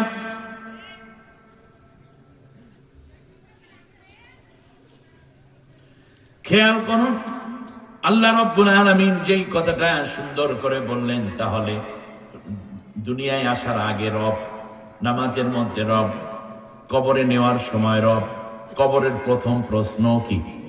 রব। এবার খেয়াল করুন, পৃথিবীর সবচেয়ে বড় স্বৈর শাসক কে? অনেকে বলবেন হাসিনা। এটা তো লেডি ডা, জেন্টস এইটা ছিল, সেইটার নাম কি? ফেরাউন। ফেরাউন ফেরাউন কি করলো জানেন? সে যখন সর্বময় ক্ষমতার অধিকারী হয়ে গেল, সে যখন মনে করলো এখন পৃথিবীতে আমি সর্বে সর্বা, আমার উপরে আর কেউ নাই, নাউজুবিল্লাহ, আমার উপরে আর কেউ নাই, সাথে সাথে হযরতে মুসা আলাইহিস সালামকে আল্লাহ রাব্বুল আলামিন বললেন, যাও ইযহাব ইলা ফিরআউনা ইন্নাহু তাগা ওয়া ক্বালা ফিরআউনু আনা রাব্বুকুমুল আ'লা। আল্লাহু আকবার। আমি মুসাকে বললাম, তুমি চলে যাও ফেরাউনের কাছে, কারণ সে সীমা লঙ্ঘনকারী হয়ে গেছে। সে নিজে নিজে আইন বানাইয়া জনগণের উপর চাপাইয়া দিতে মানতে বাধ্য করে, আর তার আইন যে মানে না তার উপরেই সে পীড়ন করে। সুতরাং যাও, সেখানে তুমি তার বিরুদ্ধে লড়াই করতে চলে যাও। সাথে সাথে মুসা আলাইহিস সালামকে আল্লাহ তাআলা বললেন, ফেরাউন তাগুতি দাবি হলো, তাগুত হয়েছে এই কারণে সে নিজে নিজে রব দাবি করেছে। কি দাবি করেছে? আনা রব্বুকুমুল আ'লা। মুসা আলাইহিস সালাম যখন চলে গেলেন ফেরাউনের কাছে, আল্লাহু আকবার কয় না? মুসা আলাইহিস সালাম যাচ্ছেন, যাওয়ার সময় বললেন, আল্লাহ আমার তো একটু ভয় করে, তুমি আমার রব্বি জিদনি ইলমা, আল্লাহ তুমি আমার জ্ঞান বাড়াইয়া দাও। কি বাড়াবে? কারণ তাগুতের মোকাবেলায় দরকার কি? আরো জোরে বলেন, কি দরকার? জ্ঞান মানে মেধা দরকার। তাগুত যারা, তাদেরকে অস্ত্র দিয়ে আপনি মোকাবেলা করতে পারবেন না, তাদের বিরুদ্ধে মিছিল করে আপনি তাদের মোকাবেলা করতে পারবেন না।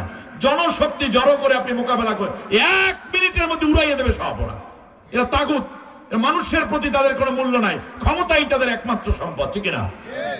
একমাত্র টার্গেটই তাদের ক্ষমতাই। তাগুতকে আপনি দমাইতে পারবেন না যতক্ষণ না আপনি মেধা দিয়ে মোকাবেলা না করবেন। এই জন্য মুসা আলাইহিস সালাম আল্লাহর কাছে কি চাইলেন? রব্বি জিদনি ইলমা। আর বর্তমান আমার দেশের পলাতক তাগুতকে মোকাবেলা করার জন্য স্লোগানটা ছিল কোটা না মেধা। খেয়াল করেছেন আপনারা? মেধা এর মানে ফেরাউনের রাষ্ট্রে আদাল্লা ফিরআউনু কওমাহু আমা হাদা, ফিরআউন তার জাতির লোককে জ্ঞানহীন করে দিয়েছিল, চরিত্রহীন করে দিয়েছিল, জাতিকে ভালো কিছু সত্য পথের দিশা দেয় নাই ফেরাউন। তার কারণ রাষ্ট্র ক্ষমতায় এইরকম মূর্খরা, সন্ত্রাসীরা, স্বৈর শাসকরা থাকতে চাইলে ওই জাতিকে শিক্ষা মুক্ত করে দিতে হয়। কিন্তু আমার জাতির মধ্যে এক শ্রেণীর জাতি যারা দিনপন্থী, তাদেরকে ছাত্র সংগঠন, পীর মাশায়েখ, তাবলীগ, এরকম বিভিন্ন ওয়াজ মাহফিল এবং বিভিন্ন রকমের ইন্টারনেটের যুগে তারা দ্বীনের কিছু শিক্ষা পেয়েছেন বিদায় অন্যভাবে তারা জ্ঞান অর্জন করার মাধ্যমে একদল জ্ঞানী শিক্ষার্থী তৈরি হয়েছে যারা কোটার চেয়ে মেধাকে বেশি প্রায়োরিটি দিয়েছে। মেধা থাকে কোন জায়গায় মানুষের? বুকে না মাথায়? এই জন্য 24-এর গণ অভ্যুত্থানে যারা আন্দোলন করেছে এক পর্যায়ে তাদেরকে মাথায় গুলি করার জন্য নির্দেশ ছিল। এই কারণে বেশি হত্যা হয়েছে। সর্বশেষ হত্যার শিকার আমাদের ওসমান হাদি। আল্লাহ আমাদের হাদিকে তুমি সুস্থতার সাথে বাংলাদেশে ফিরিয়ে দাও। ওরা টার্গেট করেছে, বুকে গুলি করে নাই, পেটে গুলি করে নাই, পায়ে গুলি করে নাই, ডাইরেক্ট মাথায় গুলি করেছে। এর মানে মেধাটাকে ওরা নষ্ট করে দিতে চায়।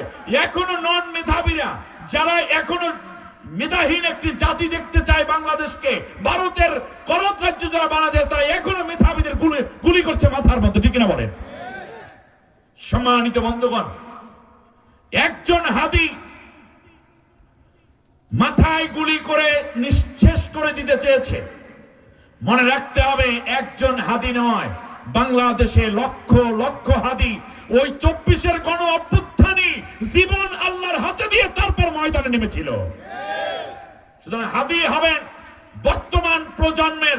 যদি আল্লাহ হাদিকে গাজী করেন তাহলে বর্তমান প্রজন্মের গাজীদের রাহবার তিনি। আর যদি আল্লাহ শাহাদাত কবুল করেন তাহলে সাইয়্যিদুশ শুহাদা হবেন, এই প্রজন্মের তিনি শ্রেষ্ঠতম শহীদ হবেন, ঠিক না বলেন? আল্লাহ তাআলা এরপরও দোয়া করি, বাংলাদেশে হাদির বড় প্রয়োজন। তার প্রত্যেকটা কথা কলিজায় দাগ কাটার মতো। আমি ভারত সরকারকে বলবো, বাংলাদেশের প্রতি আপনাদের যে চরম ঘৃণা, প্রতিশোধস্পৃহা, তার বড় প্রমাণ এত বড় খুনি অপরাধী একজন পলাতক শাসককে আপনারা আশ্রয় দিয়েছেন, যা বিশ্বে অন্য কোন রাষ্ট্রে তাকে আশ্রয় দেয় নাই। শুধু তাই না, ওখানে বসে বাংলাদেশে যারা ওই হতাশ লীগের যারা আছে তাদেরকে এখনো সে ফায়েজ দিচ্ছে, অস্ত্র নাও, যা লাগে দিয়ে হামলা করো। নাম পড়বে বিএনপি মারা গেলে জামাতের দোষ, জামাত মারা গেলে বিএনপির দোষ। এজন্য হাত জোর করে বলি, জামাত বিএনপি প্লিজ থামুন, একে অন্যের বিরোধিতা করতে থামুন, থামুন, থামুন। তার কারণ দুই দলে মারামারি করবে, দুই দলে কথা বলে মাঝখানে গুলি করবে ওরা, ওদেরকে আপনি দেখবেন না। ফলে একজন মারা গেলে আরেকজন দোষী হবে, ময়দানে যারা আছে তারা দোষী হবে। এই কথাই প্রভু ওদেরকে কানে দিচ্ছে। আমাদের তো ব্যান্ড করিয়ে ফেলেছেন মার সমানে। তবে একটা কথা বলি, হাতি ঘোড়া গেল তল, ছাগল বলে কত জল।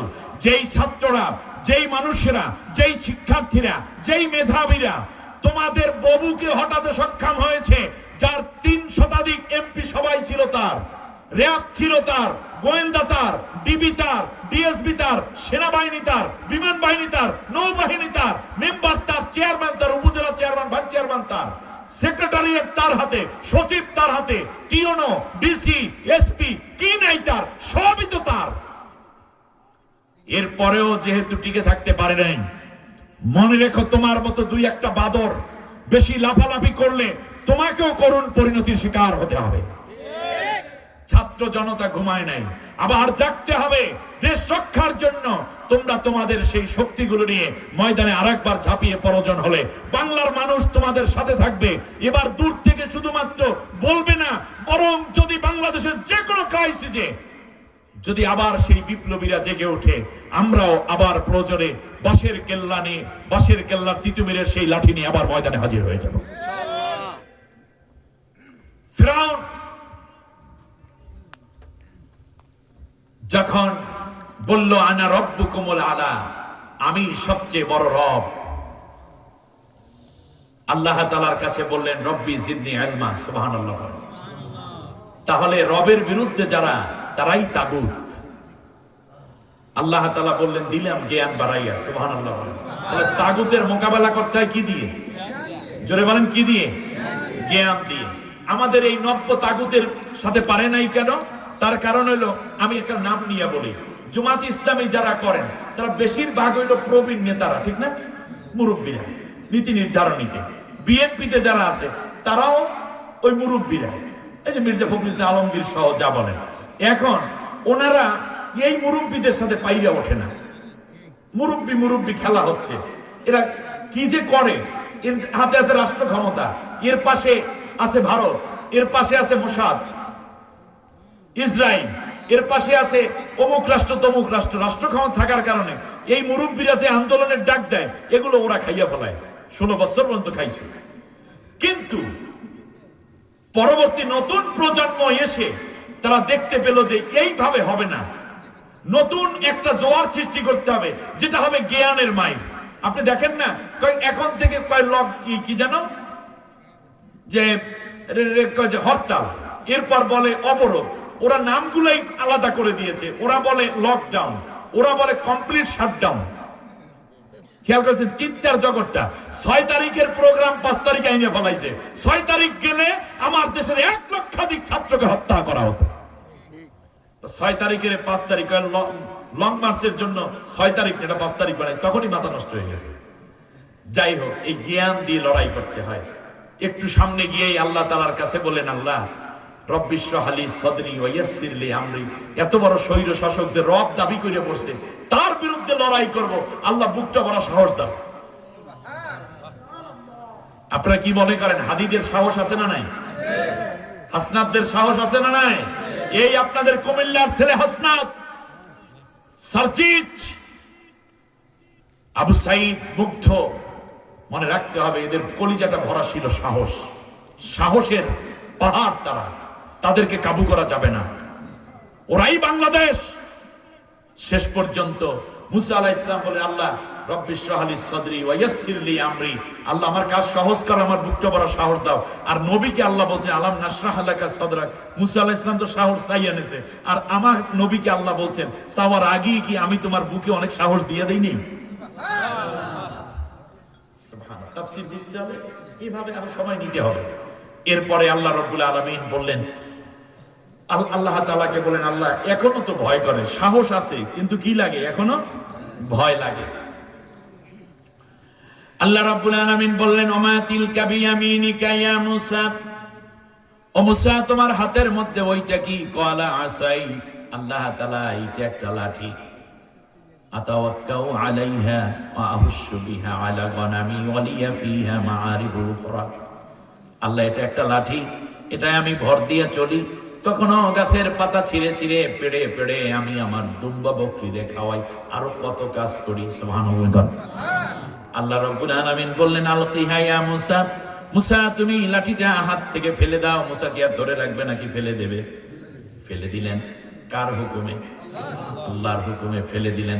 ফেলে দেওয়ার পরে হায়াতুন তাসা, এটা একটা অজগর সাপ, বিশাল সাপে পরিণত হয়ে গেল। মূসা আলাইহিস সালাম এবার ভয়ে দৌড়ায় পিছনের দিকে। আল্লাহ রাব্বুল আলামিন ডাক দিয়া বললেন, লা তাখাফ, ও মূসা ভয় পেও না, খুযহা লা তাখাফ, এটাকে ধরে ফেলো, ভয় পেও না। সানুঈদুহা সিরাতাহাল উলা, আমি আল্লাহ রাব্বুল আলামিন লাঠিটাকে আগের মতই বানাইয়া দেব। সাপটাকে আবার কি বানাই দেব? এখন খেয়াল করুন, আল্লাহ বললেন ছেড়ে দাও, মূসা ছেড়ে দিলেন। আবার বললেন ধরো, যত বড়ই শক্তিশালী হোক না কেন তুমি একবার ধরো, দেখবা সব পালাইছে। ঠিক কিনা বলেন?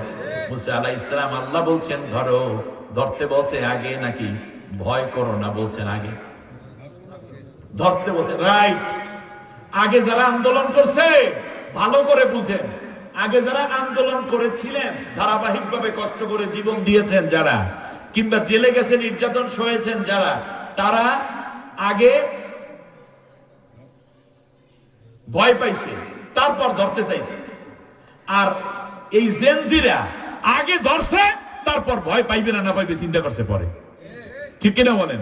ধরবে আগে, ধরছি তো ধরছি, সাথে সাথে আল্লাহ তাআলা বলেন খুঁজহা, ধরো আগে, লা তাখাফ, ভয় পাইও না, আগে ধরো, এটাই বীরত্বের প্রমাণ, এটাই বীরত্বের প্রমাণ, বিপ্লবের প্রমাণ। আগে ধরো, ও তোমার মতোই মানুষ, করবে কি তোমাকে? আল্লাহু আকবার। লাঠিটাকে আগে ধরো, ভয় পাইও না মুসা, ভয় পাইও না আগে কয় নাই, আগে সাহস দেয় নাই, আগে কইছে ধর, এরপর কইছে ভয় পাইস না। আল্লাহ কয় ভয় পাই না, আমার আর ভয় কই কি লাভ, ধরছে লাঠি, আল্লাহ কয় আগের মতো লাঠি বানাই দিলাম। আর একটু সামনে যায়, সামনে যায়, আল্লাহর কাছে ডাক দিয়া কয় আখি হারুনা হুয়া আফসাহু মিন্নি লিসানা, ও আল্লাহ গো, আমি একা একা যাব, আমার ভয় করে, তুমি সাহস দিলা, সাহস আসছে, সব ঠিক আছে, কিন্তু সাথে একজন মানুষ হইলে ভালো হয়। সুবহানাল্লাহ। রেদন আইয়ুসাদ্দিকুনি, সে আমাকে সাহায্য করবে এবং আমার কাজের সত্যায়ন করবে। আমার ভাইটা বক্তা ভালো, সুবহানাল্লাহ। আফসাহু মিন্নি লিসানা, আমার যদি বক্তা ভালো, তাহলে যারা দিন বিজয় করতে চান, যারা একামতে দিনের কাজ করতে চান, ফিরাউনের মোকাবেলায় লড়াই করে তাগুতের বিরুদ্ধে ইসলামের বিজয় চান, তাদের পক্ষে বক্তাদের থাকতে হবে। তার কারণ ভালো বক্তা ছাড়া পাবলিকের বুঝাইয়া আপনার পক্ষে আনা সম্ভব না। এটা মুসা আলাইহিস সালাম বলছে, আপনি না বুঝলে আমি আর কি করব? বক্তাদের ডিমান্ড আছে না? আছে না? রাসূল সাল্লাল্লাহু আলাইহি ওয়াসাল্লাম আল্লাহর নবী মসজিদে নববীতে দাঁড়াইয়া খুতবা দেন, বিশ্ব নবী আল্লাহর পয়গম্বর হাবিব মুহাম্মদ সাল্লাল্লাহু আলাইহি ওয়াসাল্লাম, যিনি ওহী দ্বারা নিয়ন্ত্রিত সব নবীদের নবী, তার মিম্বরের পাশে একজন বক্তার মেম্বার বানাই রাখছে। ওই বক্তার নাম হইল হাসান বিন সাবিত। সুবহানাল্লাহ। কি ডিমান্ড, কি ডিমান্ড! বক্তা এটা লাগবে। নবী চিন্তা করছেন, নবীর আসছেন লিইয়ুযহিরা আলা দ্বীনি কুল্লি, তিনি আছেন মানব রচিত মতবাদের উপরে তাগুতকে পরাজিত করে। ওয়ালাকাদ বাআতনা ফি কুল্লি উম্মাতির রাসূলা আন ইবুদুল্লাহ ওয়াজতানিবুত তাগুত, তাগুতকে পরাজিত করার জন্য নবী এসেছেন, কিন্তু নবী অনুধাবন করেছেন আমার একজন বক্তা দরকার। আল্লামা সাঈদী সাহেব বাংলাদেশ ইসলামী আন্দোলনকে যেইভাবে ছড়াইয়ে দিয়ে গেছেন, এইরকম 10টা সাঈদী যদি সেই সময় ময়দানে থাকতো, তাহলে ইসলামী আন্দোলন 10 গুণ এগিয়ে যেত।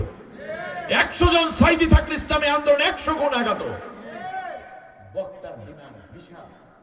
মুসা আলাইহিস সালাম বললেন, আল্লাহ আমার একটা বক্তা লাগবে, আমার ভাই তো ভালো বক্তা।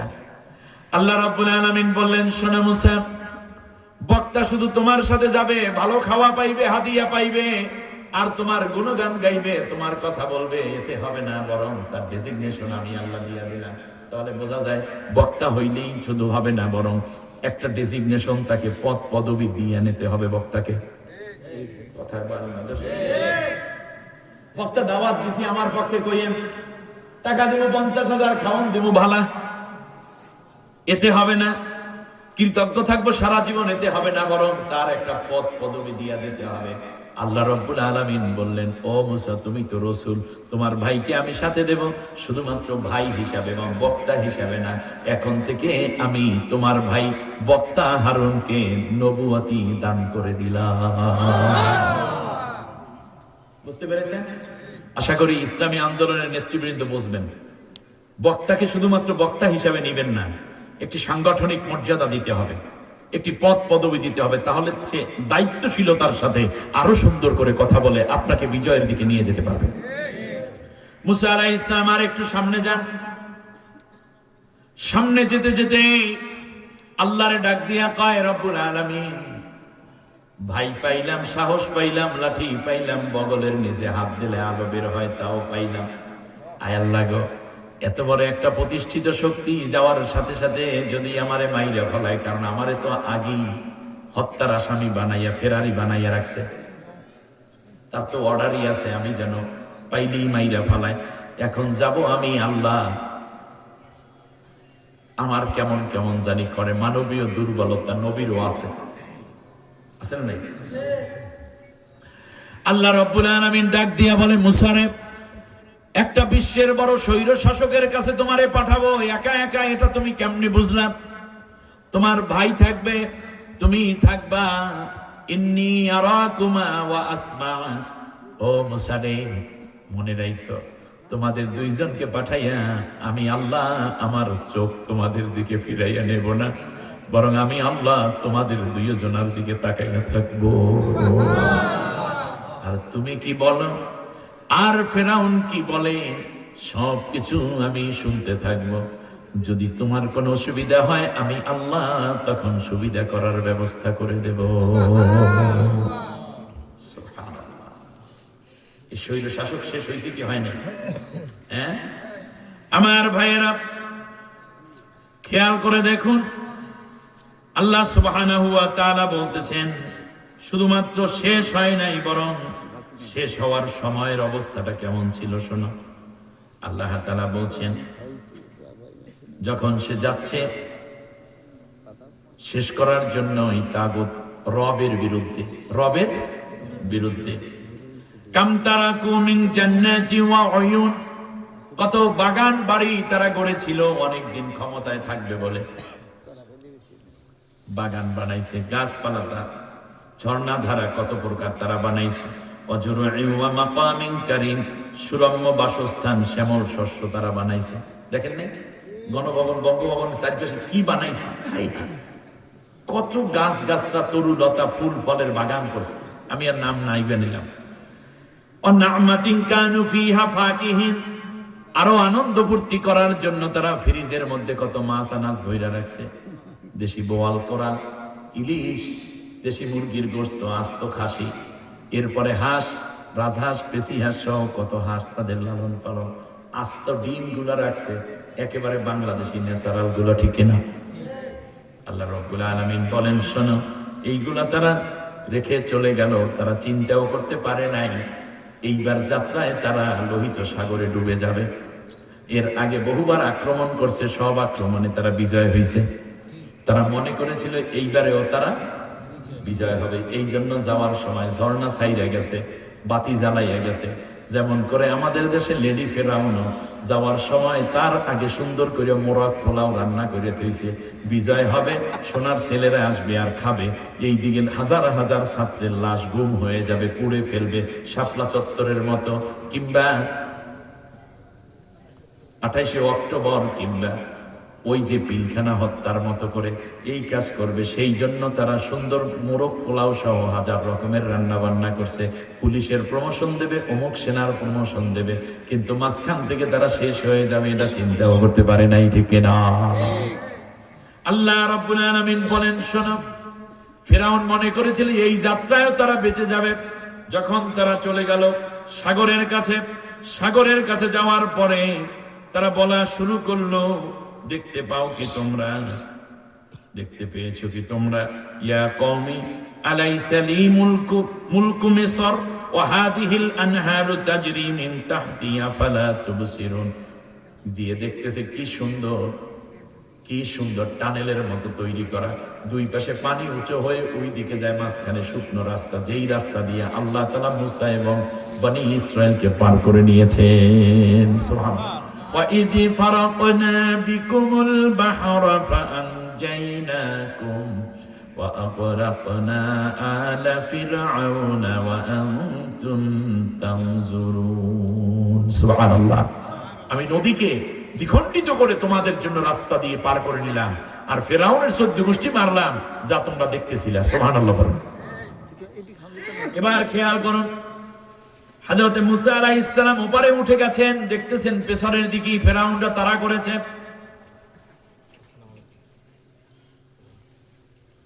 একটা পর্যায়ে এমন হয়ে গেল, হযরত মুসা পয়গম্বর আলাইহিস সালাম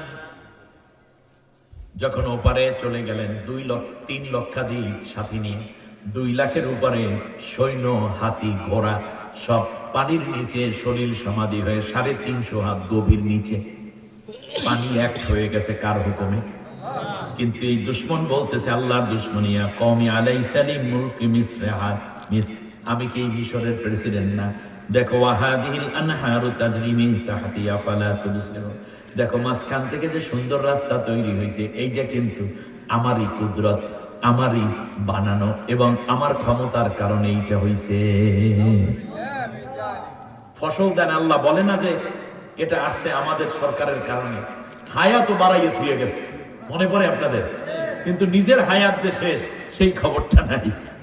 আহা, আল্লাহ রাব্বুল আলামিন বলেন, ফেরাউন যেই দিন মরে গেল, খবর যখন মিশরে ছড়িয়ে পড়লো, তামাম দুনিয়ায় যখন ছড়িয়ে পড়লো, ফামা বাকাত আলাইহিমুস সামাউ ওয়াল আরদু ওয়া মা কানু মুনজারিন। দেশের মধ্যে কেউ কান্দে নাই, আসমানেও কেউ কান্দে নাই, জমিনেও কেউ কান্না করে নাই। কার মরার দিন? ফিরআউনের মরার দিন। এমনকি কান্না করার কোনো পরিবেশও ছিল না। কুমিল্লার বাইরে কি কানছিলেন? ভাবছিলাম তার বুনটাই মনে হয় কানবে, বুইনেও কান্না করে। ভাবছি পরের দিন মনে হয় ছেলে মেয়ে দুইটা কানবে, একটু শুনবো মানে আহারে আমার বাইরে কেমনে বাইর করে দিল দেশ থেকে। কিন্তু দেখলাম যে তার ছেলেও কান্দে নেই, মেয়েও কান্দে নেই। এখনো কি কেউ কান্দে? কান্দে না, বরং তারা সন্ত্রাসী হিসেবে আত্মপ্রকাশ করতে যাচ্ছে। বাংলাদেশের মানুষ জানে সন্ত্রাস কিভাবে দমন করতে হয়। এবার খেয়াল করুন, আল্লাহ তাআলা বলেন কেউ তো কান্না করে নাই, কিন্তু কি করেছে শোনো। ফাকুতিআ দাবিরুল কওমিল্লাযীনা যালামু ওয়ালহামদুলিল্লাহি রাব্বিল আলামিন। শুনে কেউ ইন্নালিল্লাহ পড়ে নাই। ফিরআউনের পরাজয় এবং কষ্টের কথা শুনে কেউ ইন্নালিল্লাহ পড়ে নাই, সবাই বলছে আলহামদুলিল্লাহি রাব্বিল আলামিন। তাহলে খেয়াল করুন, কেউ যদি বলে যে আমি বিধানদাতা, তাহলে সে প্রকারান্তরে কি দাবি করেছে? রব দাবি করেছে। আমি আইনদাতা, এই কথা বলার অধিকার কি মানুষের আছে? অথচ আল্লাহ বলছে আলা আলাহুল খলকু আল আমরু, সৃষ্টি যার, আইন চলবে তার। অতএব যারা আইন নিজেরা বানায়, আমার দেশে কি আল্লাহর আইন কায়েম আছে? অতএব এই আইনগুলো যারা বানায় তারা রব দাবি করে, যদিও তারা মুখে বলে না, কিন্তু তারা ফিরআউনের মতোই একটা ইজম নিয়ে তা মানুষের উপরে মানুষের আইন চাপাই দেয়। অথচ আইন দেওয়ার অধিকার কার? ইনিল হুকমু ইল্লা লিল্লাহ, হুকুম দেওয়ার অধিকার একমাত্র কার? আল্লাহ তাআলার। এজন্য আল্লাহ তাআলা বলছেন শোনো, এই ফিরআউন ফালিয়াউমা নুনাজ্জিকা বিবাদানিকা লিতাকুনা লিমান খালফাকা আয়া। আমি কিয়ামত পর্যন্ত তোমার লাশটাকে শুটকি বানায় রাখবো, পোকামাকড় খাবে না, মাটি খাবে না, হাঙ্গর কুমির তোমার লাশ খাবে না, কীট পতঙ্গ তোমার লাশ স্পর্শ করবে না। তার কারণ কিয়ামত পর্যন্ত বহু মানুষ এরকম হবে যারা আমার আল্লাহর আইন বাদ দিয়ে নিজেরা ওই যে রব দাবি করেছি আমি, তারাও প্রকারান্তরে রব দাবি করে মানুষের উপরে নিজের আইন চাপাইয়ে দিতে চাইবে। সেই সময় যারা মুসার মতো দাঁড়িয়ে বলবে আল্লাহর আইন চাই, মনে রাখবা তারাই পয়গম্বর ওয়ালা কাজ করবে। আর যারা ওই আইনের পক্ষে থাকবে তারা মূলত তোমার অনুসারী হিসাবে কিয়ামতের দিন দেখা হবে। ইয়াকুদুমু কওমাহু ইয়াউমাল কিয়ামাতি ফাআওরাদাহুমুন নার, তখন তোমার নেতৃত্বে তাদেরকে জাহান্নামে দেব। আর নবী ওয়ালাদের, নবীরা এসেছেন এই মানুষের রুবুবিয়াত থেকে রক্ষা করে আল্লাহর রুবুবিয়াত প্রতিষ্ঠা করার জন্য, আল্লাহর আইন প্রতিষ্ঠা করার জন্য যারা কাজ করবে, নবী তোমার নেতৃত্বে তাদেরকে আমি জান্নাতে নিয়ে যাব।